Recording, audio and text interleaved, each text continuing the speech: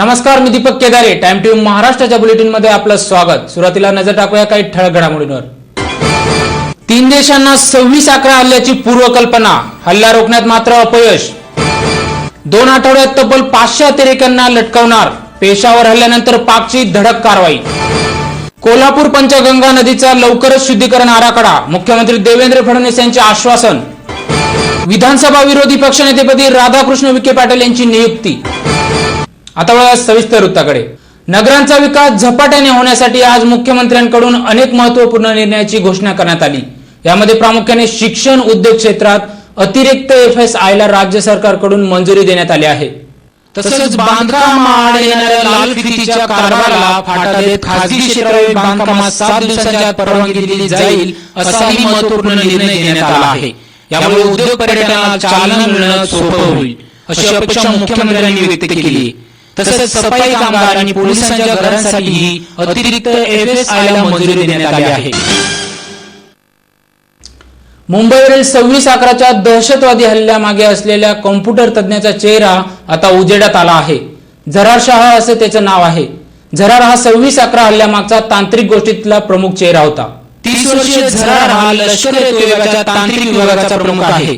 तसंच या हल्ल्याची पूर्वकल्पना अमेरिका, ब्रिटन आणि भारतीय गुप्तचर यंत्रणेला होती, असं वृत्त न्यूयॉर्क टाइम्स या अमेरिकेतील वृत्तपत्रात देण्यात आला आहे. मुंबईवर हल्ला करण्याचा कट रचताना शाहने हल्लेखोरांना आत येण्यासाठीचा रस्ता हा गुगल अर्थचा वापर करून सांगितला होता. इतकंच नव्हे तर त्याने हल्लेखोरांच्या संपर्कात राहण्यासाठी इंटरनेट फोन प्रणालीचा वापर केला होता. याशिवाय मुंबईतील ट्रायडंट आणि ताज ही 2 अलिशान हॉटेल्स आणि ज्यू वसतिगृहाचा शोध इंटरनेटवरून घेतला होता. मात्र याबाबतची आणखी काही माहिती उजेडात येत आहे.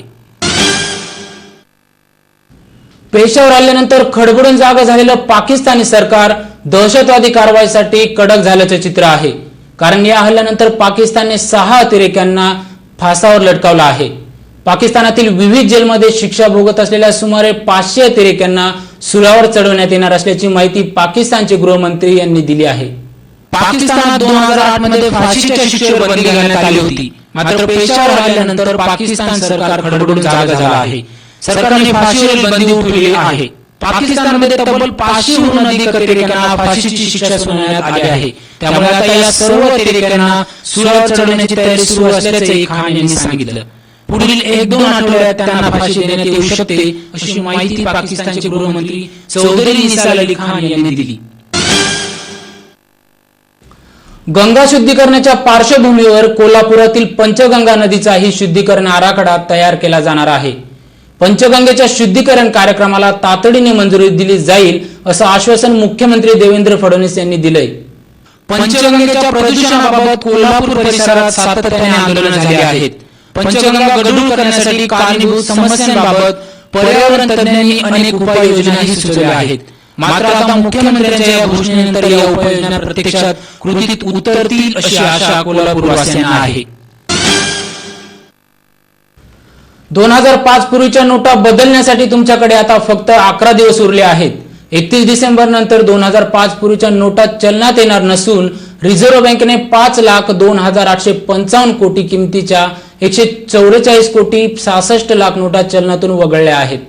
जानेवारीपर्यंत अशा नोटा कुठल्याही बँकेत परत करता येणार आहेत. शिवाय ज्या बँकेत तुमचं खातं आहे तिथे कुठल्याही कागदपत्राशिवाय नवीन नोटा मिळत आहेत. मात्र 1 जानेवारी नंतर फक्त सरकारी बँकांमध्ये तुमचा पॅन कार्ड नंबर दाखवून नोटा बदलून मिळतील. रायगड सामाजिक बहिष्कार प्रकरणी मुंबई हायकोर्टानं गंभीर ताशेरे ओढलेत.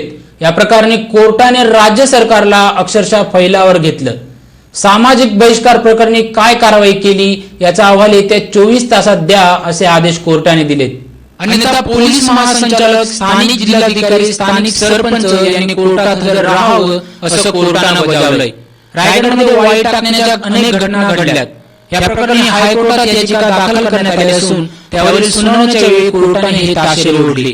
शिवाय जातीतून बहिष्कार प्रकरणात कलम 153 साठी सरकार किंवा जिल्हाधिकाऱ्याच्या परवानगीची गरज नाही, असे न्यायालयाने स्पष्ट केलंय.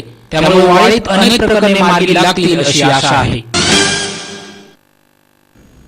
विधिमंडळ अधिवेशनाच्या शेवटच्या टप्प्यात का होईना अखेर विधानसभा विरोधी पक्षनेत्याची निवड झाली आहे. काँग्रेसचे गटनेते असलेल्या राधाकृष्ण विखे पाटील यांची विरोधी पक्षनेतेपदी नियुक्ती करण्यात आली आहे. विधानसभेचे अध्यक्ष हरिभाऊ बागडे यांनी राधाकृष्ण विखे पाटील यांच्या नावाची विरोधी पक्षनेते पदासाठी घोषणा केली. नियमानुसार सर्वाधिक आमदार असणाऱ्या पक्षाच्या नेत्याच्या विरोधी पक्षनेतेपदी नियुक्ती केली जाते, पण काँग्रेसच्या 5 सदस्यांचं निलंबन झालं असल्यानं अध्यक्षांसमोर पेच निर्माण झाला होता. शिवसेना सत्तेत सहभागी झाल्यानं सुरुवातीला काँग्रेस आणि राष्ट्रवादी या दोन्ही पक्षांना विरोधी पक्षनेतेपदावर दावा केला होता, पण काल विधान परिषदेच्या विरोधी पक्षनेतेपदी धनंजय मुंडे यांची बिनविरोध निवड झाल्यानंतर विधानसभेत काँग्रेसला संधी मिळणार हे स्पष्ट झालं होतं. जनतेचं प्रतिनिधित्व करण्यासाठी विधानसभेत गेलेल्या भाजपच्या आमदारांचं आचरण सुधारण्यासाठी आता फडणवीस गुरुजी आणि बापट गुरुजींनी हातात छडी घेतल्याचं कळत आहे. कारण आज या दोन्ही बड्या नेत्यांनी भाजपच्या आमदार आणि मंत्र्यांना आचरणाचे धडे दिले. नागपुराच्या अधिवेशनाच्या आधी शाळा भरली होती. या शाळेपासून मीडियाला मात्र दूर ठेवलं होतं, पण या शाळेत दोन्ही मास्तरांनी आपल्या विद्यार्थ्यांना वर्तणुकीचे बरेच दिवस पाळल्याचं कळत आहे.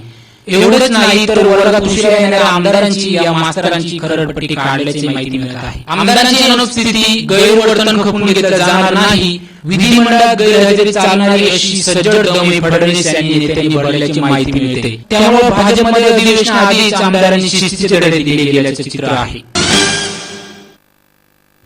सिंधुदुर्ग हा जिल्हा गोवा राज्याच्या संस्कृतीशी निगडीत आहे, पण सध्या या जिल्ह्यात पर्यटन विकासाचे हानिकारक प्रकल्प होताना दिसत आहे. तसेच मानवी जीवनाला धोका असणाऱ्या या प्रकल्पांना शेतकऱ्यांनी विरोध दर्शवला आहे. गोवा सीमारेषेवर असणाऱ्या सावंतवाडी तालुक्यातील आरोंदा किनारपट्टीवर होणाऱ्या जेटीचा प्रश्न सध्या हा प्रश्न मोठ्या वादाच्या भोवऱ्यात आहे. या आरोंदा बेटी प्रश्नावरून सिंधुदुर्ग जिल्ह्यातील राजकीय वातावरण तापले आहे. या आरोंदा जेटी प्रकल्पाची माहिती घेण्यासाठी व आरोंदा जेटी बचाव संघर्ष कमिटीच्या पदाधिकारी, ग्रामस्थ यांच्या समस्या रत्नागिरी व सिंधुदुर्ग जिल्ह्याचे खासदार विनायक राऊत यांनी जाणून घेतल्या. खासदार विनायक राऊत म्हणाले, या आरोंदा जेटीवरून कोळशाची वाहतूक होत असल्यास आपला विरोध कायमच राहणार, त्यामुळे आरोग्याची हानी होऊ शकते. या आरोंदा जेटीचे काम चुकीच्या पद्धतीचे असून या जेटीमुळे पर्यावरणात व शेती बागायतदारांना नुकसानीला सामोरे जावे लागणार असल्याचे त्यांनी म्हटले. आरोंदावासियांचा प्रस्तावित जेटीला जो विरोध आहे तो विरोध नेमका कोणत्या आधारावर आहे, कशाच्या बाबत आहे हे प्रत्यक्ष पाहणी मला करायची होती, पण मी यावेळेला दुसऱ्यांदा आलेलो आहे. याच्यापूर्वी पण एकदा आलोय आणि प्रत्यक्ष पाहिल्यानंतर जे स्थानिक ग्रामस्थांच्या ज्या तक्रारी आहेत, आक्षेप आहेत ते रास्त आहेत असं माझं स्वतःचं म्हणणं आहे. संघर्ष चालू आहे शेतकऱ्यांच्या इथल्या, त्याविषयी तुम्ही खासदारांना त्यांनी काय नक्कीच आता खासदार असल्यामुळे म्हणूनच मला हा प्रश्न या स्थानिक ग्रामस्थांच्या समस्या आणि प्रश्न जाणून घेऊनच सोडावा लागणार. आणि ते आता जे त्यांनी सांगितलेलं आहे ते प्रत्यक्ष पाहिल्यानंतर त्यांच्या तक्रारी आणि वस्तुस्थिती याच्यामध्ये खरं आहे आणि त्यामुळे त्यांच्या तक्रारींचं गांभीर्याने लक्ष घालण्याची आवश्यकता आहे. भविष्यामध्ये सर्वात मोठा जो धोका आहे की एवढ्या मोठ्या प्रमाणात जर हे बंदर झालं तर त्यातून होणारी जी वाहतूक, त्याच्यातून होणारे दुष्परिणाम, समोरचा दगड जर तोडला, त्यानंतर समुद्र जर गावामध्ये घुसला तर आजूबाजूच्या पंचक्रोशीतल्या गावाला निर्माण होणारा धोका, ह्या सर्वांचाच विचार केला तर जे चाललेलं काम आहे ते योग्य आहे असं मला वाटत नाही. वाहतूक केली जाणार 100% ती जर केली तर गावातले प्रत्येक घरामध्ये टीबीचे रुग्ण तयार होतील. पुन्हा एक नजर टाकूया ठळक घडामोडींवर. 3 देशांना 26 आकडा हल्ल्याची पूर्वकल्पना, हल्ला रोखण्यात मात्र अपयश. 2 आठवड्यात तब्बल 500 अतिरेक्यांना लटकवणार, पेशावर हल्ल्यानंतर पाकची धडक कारवाई. कोल्हापूर पंचगंगा नदीचा लवकरच शुद्धीकरण आराखडा, मुख्यमंत्री देवेंद्र फडणवीस यांचे आश्वासन. विधानसभा विरोधी पक्षनेतेपदी राधाकृष्ण विखे पाटील यांची नियुक्ती. याचबरोबर हे बातमीपत्र इथे संपलं. पुन्हा भेटूया नवीन बातमीपत्रात. पात्रा टाइम टीव्ही महाराष्ट्र. नमस्कार.